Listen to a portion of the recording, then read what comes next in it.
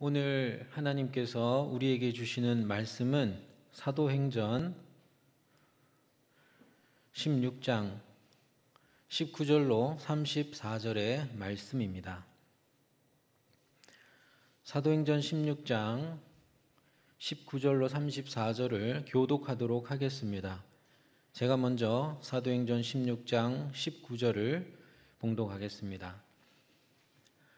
여종의 주인들은 자기 수익의 소망이 끊어진 것을 보고 바울과 실라를 붙잡아 장터로 관리들에게 끌어갔다가 상관들 앞에 데리고 가서 말하되 이 사람들이 유대인인데 우리 성을 심히 요란하게 하여 로마 사람인 우리가 받지도 못하고 행하지도 못할 풍속을 전한다 하거늘 우리가 일제히 일어나 고발하니 상관들이 옷을 찢어벗기고 매로 치라 하여 많이 친 후에 옥에 가두고 간수에게 명하여 든든히 지키라 하니 그가 이러한 명령을 받아 그들을 깊은 옥에 가두고 그 발을 착고에 든든히 채웠더니 한밤중에 바울과 실라가 기도하고 하나님을 찬송하며 죄수들이 듣더라.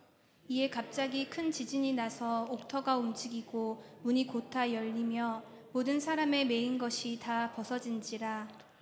간수가 자다가 깨어 옥문들이 열린 것을 보고 죄수들이 도망한 줄 생각하고 칼을 빼어 자결하려 하거늘 바울이 크게 소리질러 이르되 내 몸을 상하지 말라 우리가 다 여기 있노라 하니 간수가 등불을 달라고 하며 뛰어들어가 무서워 떨며 바울과 실라 앞에 엎드리고 그들을 데리고 나가 이르되 선생들이여 내가 어떻게 하여야 구원을 받으리이까 하거늘 이르되 주 예수를 믿으라 그리하면 너와 내 집이 구원을 받으리라 하고 주의 말씀을 그 사람과 그 집에 있는 모든 사람에게 전하더라.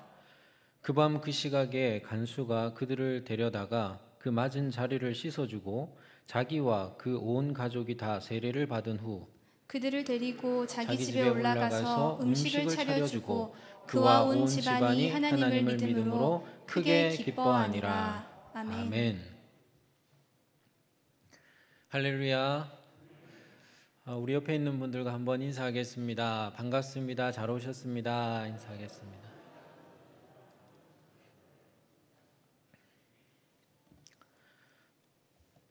아내가 가끔 저에게 이렇게 말합니다.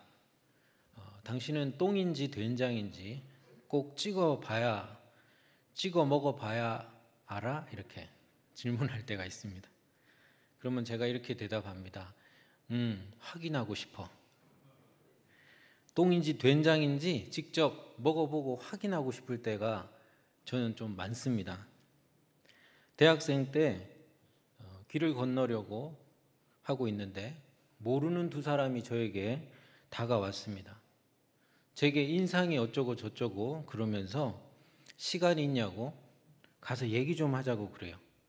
가야 됩니까? 말아야 됩니까? 안 가야 되죠.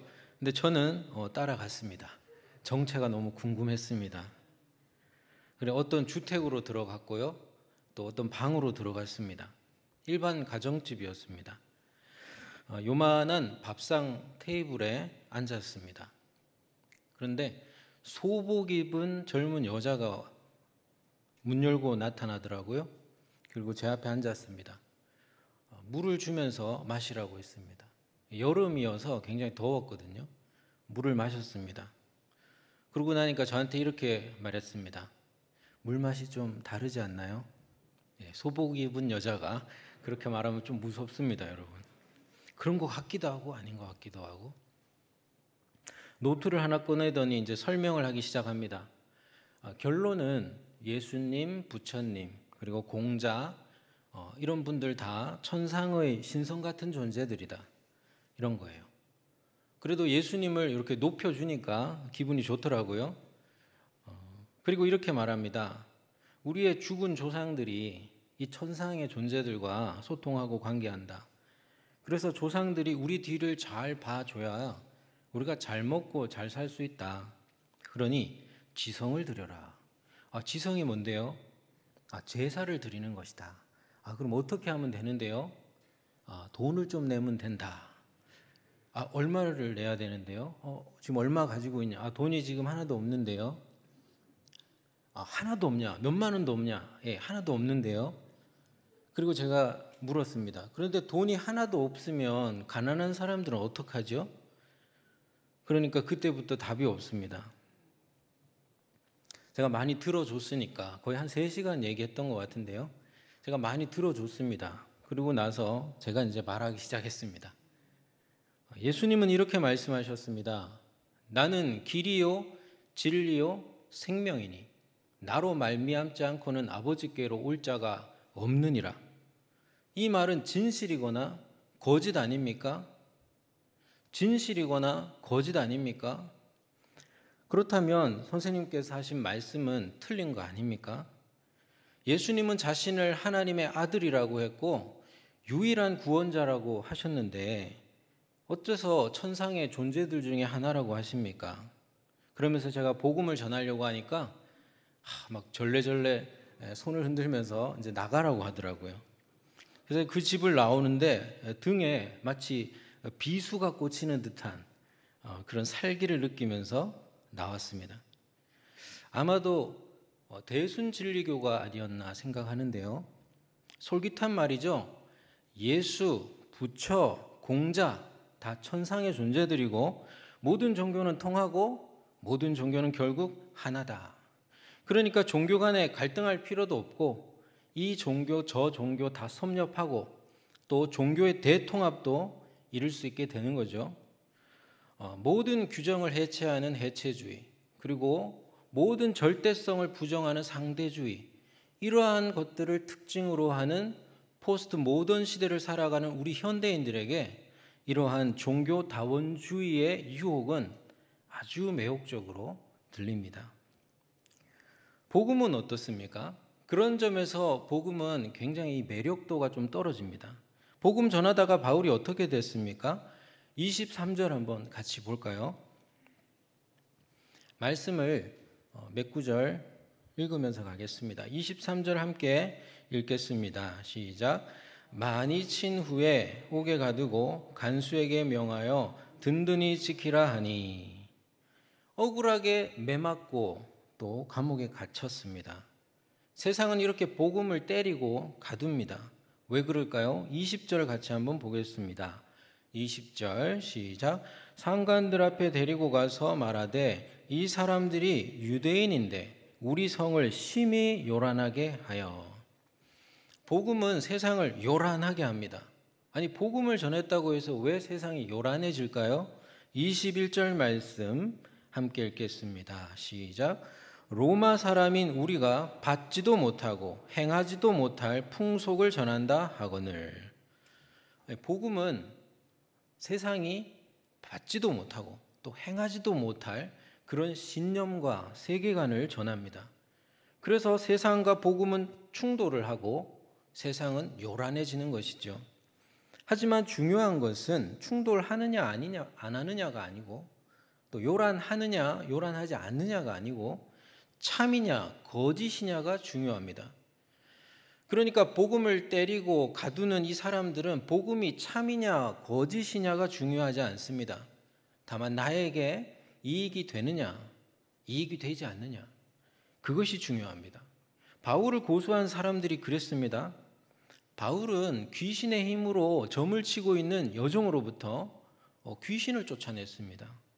잘한 거잖아요. 좋은 일이잖아요. 그런데 그 여종의 주인들은 바울을 고소합니다. 그 이유가 19절에 나오는데요. 제가 새 번역으로 읽어드리겠습니다. 그 여자의 주인들은 자기들의 돈벌이 희망이 끊어진 것을 보고 돈벌이 희망이 끊어진 것을 보고 바울과 실라를 붙잡아서 광장으로 관원들에게로 끌고 갔다. 바울을 고소한 사람들은 참과 거짓, 생명과 구원이 중요하지 않습니다. 돈벌이와 이익이 되냐 안 되냐가 중요한 것이죠. 이게 바로 복음을 거부하는 이유입니다. 복음이 세상에서 거부당하는 이유입니다. 복음은 세상의 욕망과 충돌을 합니다. 그래서 세상을 요란하게 하는 것이죠. 사도 바울은 복음을 전하기를 원했지 어떤 사건에 휘말리기를 원하지 않았습니다. 그래서 여러분 잘 보시면 바울은 귀신의 힘으로 점치는 이 여종을 처음부터 쫓아내지 않았습니다. 자신을 쫓아다니면서 계속해서 자신의 정체를 폭로하면서 방해를 했을 때 견디지 못하여 그 귀신을 쫓아내는 것을 우리는 볼 수 있는데요. 18절에 나타나 있습니다. 18절 한번 보겠습니다.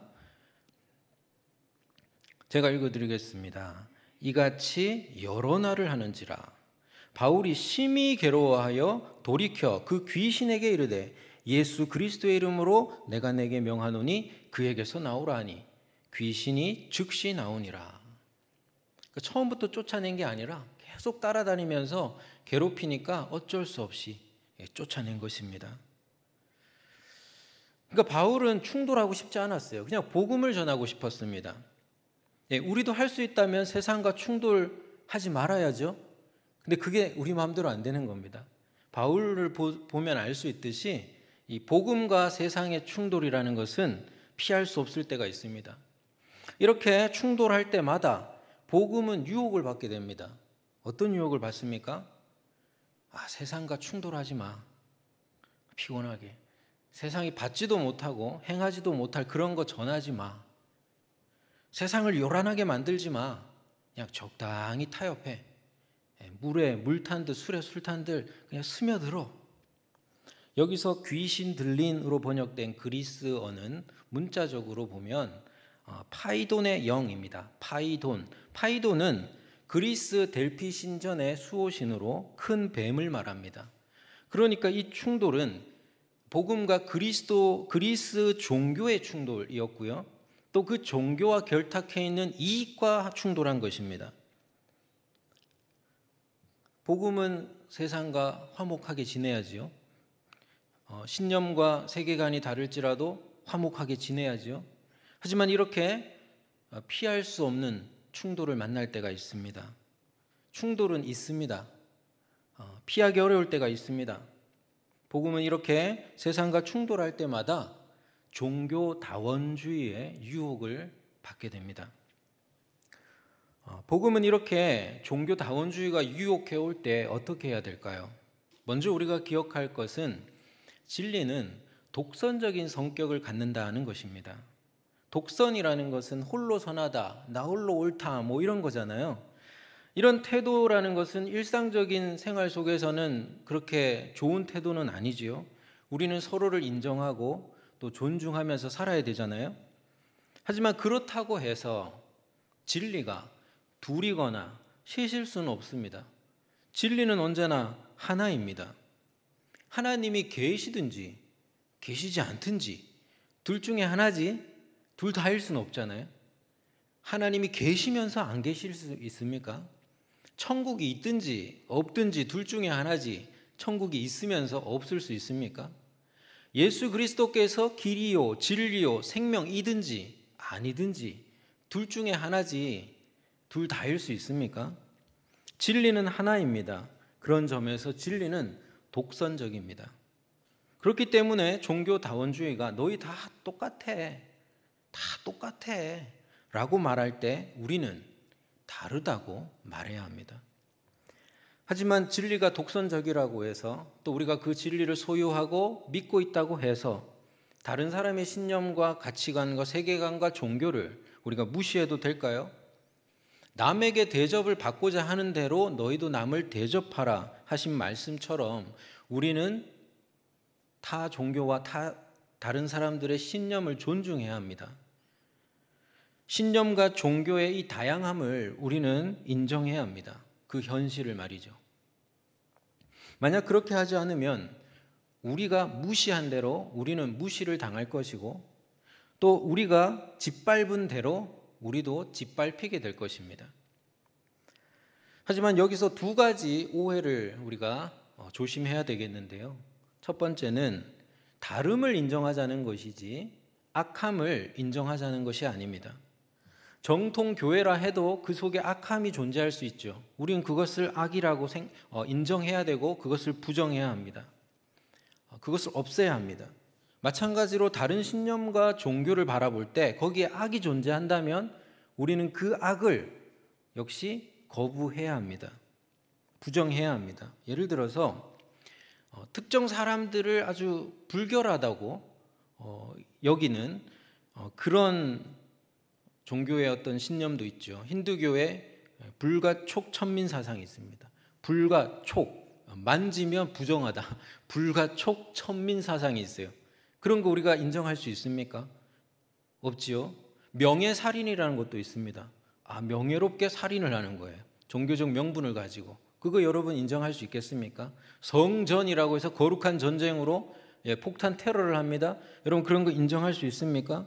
우린 악은 악으로 인정해야 됩니다. 악은 다름이라고 포장해가지고 우리가 받아들일 수 없다는 것입니다. 둘째로 다름을 인정하자는 것이지 뭉뚱그려서 다 같다라고 인정하자는 게 아닌 것이죠. 그런 점에서 종교는 다 같고 통하고 하나다라고 말하는 종교다원주의와 종교는 다양하다라는 다양성을 인정하는 태도는 다른 것입니다. 우리는 타 종교를 인정하고 또 존중해야 됩니다. 타 종교와 대화하고 또 배울 것은 배워야 합니다. 타 종교와도 협력할 것은 협력하고 서로 도와야 합니다.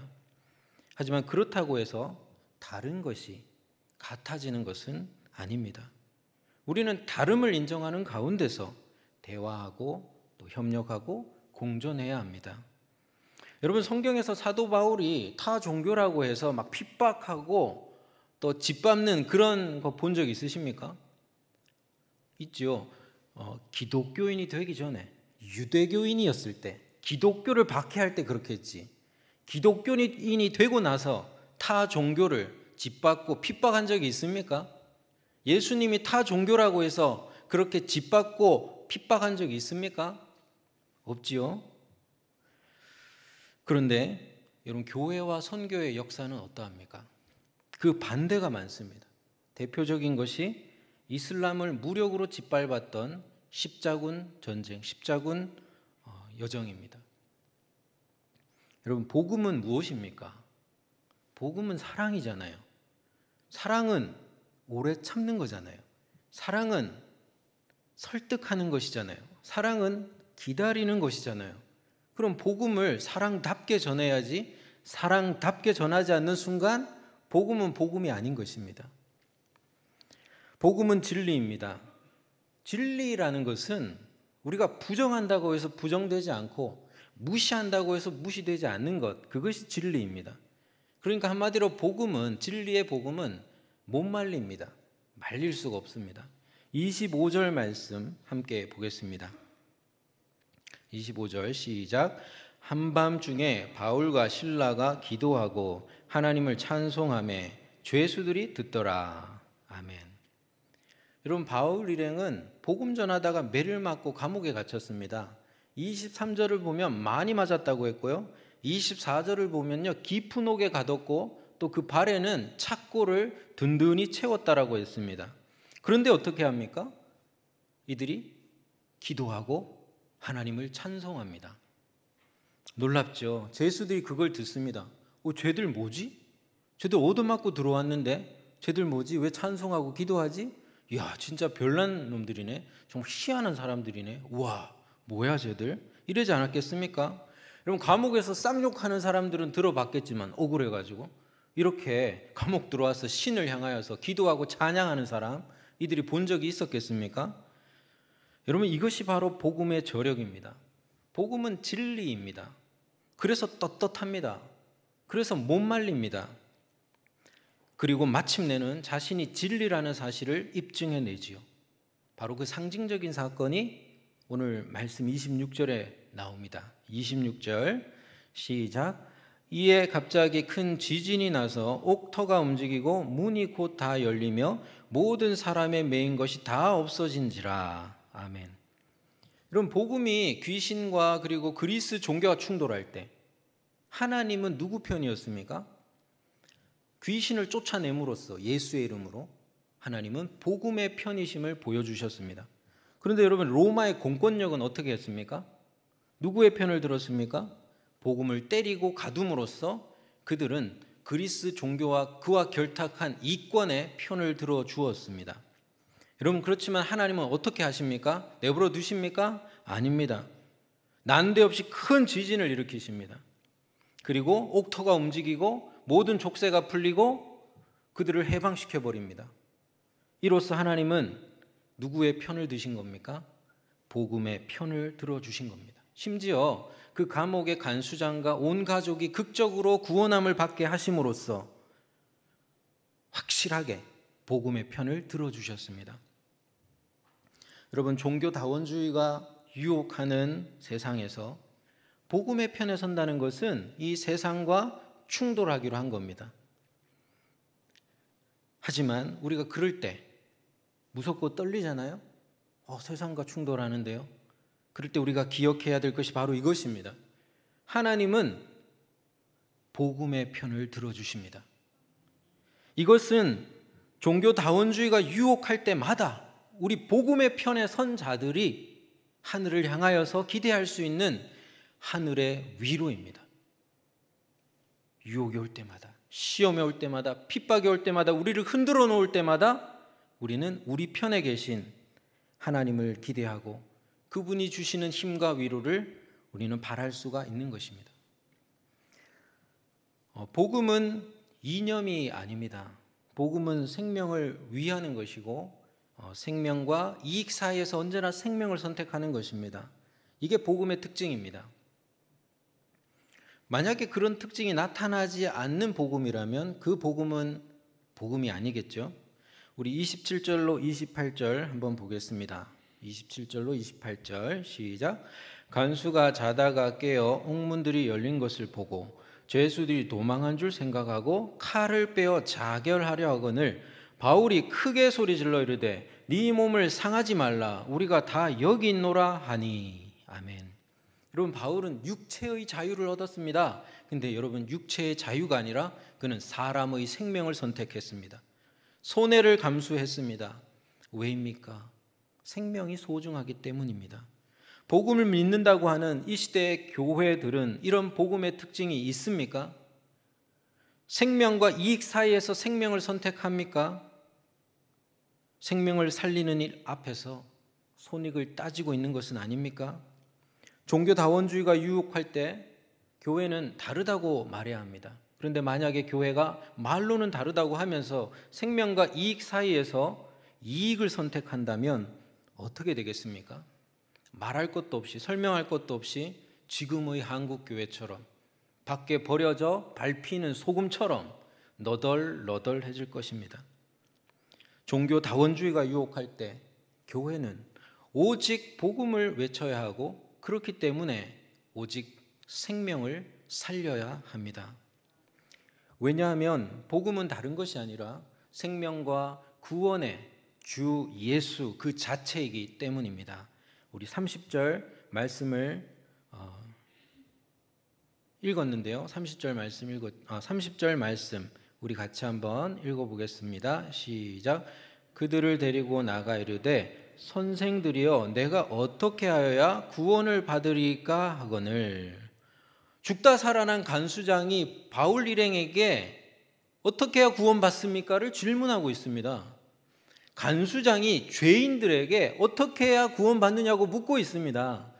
전세가 역전되었습니다. 어떻게 이런 기적이 일어날 수 있었습니까? 생명을 선택하는 그들의 모습, 그리고 그들의 편을 들어주시는 하나님의 놀라운 역사를 보면서 그는 전율했고 그들에게 진리의 구원을, 생명의 구원을 묻고 있는 것입니다. 그럴 때 바울이 이렇게 대답하지요. 마지막으로 읽겠습니다. 31절 같이 읽겠습니다. 시작. 이르되 주 예수를 믿으라 그리하면 너와 내 집이 구원을 받으리라 하고. 아멘. 당신과 당신의 집이 구원받을 길이 있습니다. 당신의 영혼과 삶 전체가 구원받을 길이 있습니다. 주 예수를 믿으십시오. 주 예수 안에 생명이 있고 구원이 있습니다. 이것이 바로 우리가 당신에게 전할 진리의 복된 소식입니다. 사도행전 4장 12절의 표현을 빌리자면 다른 이로서는 구원을 받을 수가 없나니 천하 사람 중에 구원받을 만한 다른 이름을 주신 일이 없음이라. 그러니 주 예수를 믿으십시오. 이렇게 외치고 있는 것이죠. 말씀을 맺겠습니다. 복음은 세상과 화목해야 됩니다. 근데 화목하고 싶은데 어쩔 수 없이 충돌할 때가 있습니다. 복음은 세상과 충돌할 때마다 유혹을 받습니다. 어떤 유혹요? 종교 다원주의의 유혹을 받습니다. 그냥 충돌하지 말고 적당히 타협하고 소란 일으키지 말고 세상이 받지도 못하고 행하지도 못할 거 전하지 말고 그냥 물에 물 탄 듯 술에 술 탄 듯 스며들어. 그냥 튀지 마. 이렇게 유혹을 하는 거예요. 너희나 그들이나 그냥 똑같아. 이렇게 유혹하는 겁니다. 여러분, 이 넓고 편한 길로 가시겠습니까? 그 길에는 핍박이 없습니다. 그 길에는 충돌이 없는데요. 얼마나 매혹적입니까? 하지만 우리가 기억할 것은 진리는 독선적입니다. 진리는 하나이기 때문입니다. 길이요, 진리요, 생명 되신 분은 오직 예수이기 때문입니다. 그래서 진리의 복음은 세상과 충돌할 수밖에 없습니다. 그렇다고 해서 우리가 다른 종교를 무시하거나 짓밟아서는 안 됩니다. 만약 그렇게 하면은 예수님 말씀하신 것처럼 교회 역사가 증명하는 것처럼 우리는 똑같이 짓밟히고 똑같이 무시당하는 일을 경험하게 될 것입니다. 하지만 우리가 다른 종교와 신념을 존중한다는 것은 다름을 인정하자는 것이지 악함을 인정하자는 것이 아닙니다. 교회가 되었든 타 종교가 되었든 악은 악입니다. 우리는 악을 악이 아닌 것처럼 포장해서는 안 됩니다. 악은 악으로서 우리는 거부해야 합니다. 또 다름을 인정하자는 것이지 우리 뭉뚱그려서 다 똑같다, 종교 다 똑같다라는 식으로 가서도 안 되는 것이죠. 우리는 다릅니다. 본질적으로 전체적으로 다릅니다. 부분적으로는 같을 수 있습니다. 하지만 다르다는 것이죠. 복음은 사랑입니다. 사랑은 기다리면서 전하고 인내하면서 전하고 복음은 사랑답게 전해야 복음입니다. 사랑은 설득하지 강제하지 않습니다. 복음은 생명입니다. 생명을 위하고 생명을 살립니다. 왜냐하면 복음은 다른 것이 아니라 생명과 구원의 주 예수 그 자체이기 때문입니다. 여러분, 종교 다원주의가 유혹할 때 어떻게 하시겠습니까? 진리의 복음의 편에 서시기를 바랍니다. 사랑의 복음의 편에 서시기를 바랍니다. 생명의 복음의 편에 서시기를 바랍니다. 주 예수의 복음의 편에 서시기를 바랍니다. 그런데 우리가 만약에 그렇게 복음의 편에 꼭 붙어 섰는데 세상이 우리를 괴롭히면 어떻게 할까요? 세상이 우리를 핍박하면 어떻게 할까요? 그때 여러분 기억하시길 바랍니다. 하나님은 복음의 편을 들어주십니다. 종교 다원주의가 유혹할 때 여러분 복음의 편에 서셔서 무엇을 기대해야 됩니까? 하늘의 위로와 힘을 기대하시기를 바랍니다. 복음의 편에 꼭 서셔서 그 복음의 편에 꼭 선 우리의 편에 서셔서 항상 우리를 도우시는 그 하나님을 여러분 기대하시고 소망하시고 찬양하시기를 바랍니다. 이 찬양처럼 말이죠. 우리 구주의 힘과 그의 위로를 빌라 주님 내 편에 서서 항상 도우시리. 한 번 더 우리 구주의 힘과 그의 위로를 빌라 주님 내 편에 서서 항상 우리 옆에 있는 분들에게 우리 구주의 힘과 그의 위로를 빌라 주님 내 편에 서서 항상 도우시리. 기도하겠습니다. 아버지 하나님, 복음 곁에 꼭 붙어서 지금까지 걸어왔습니다. 때로는 너무 외롭고 때로는 광야를 걷듯이 위험천만하고 무서웠을 때도 있습니다. 이 길로 가는 게 맞나? 그냥 이것도 좋고 저것도 좋고 이거나 저거나 같다고 말하면서 가면 안 되나? 좀 편하게 가면 안 되나? 그런 유혹 받을 때가 많았습니다. 하지만 주여, 진리는 하나이기에, 길이요 진리요 생명 되신 예수는 한 분이시기에 주여, 우리는 이 복음의 편에 선 길을 포기할 수가 없었습니다.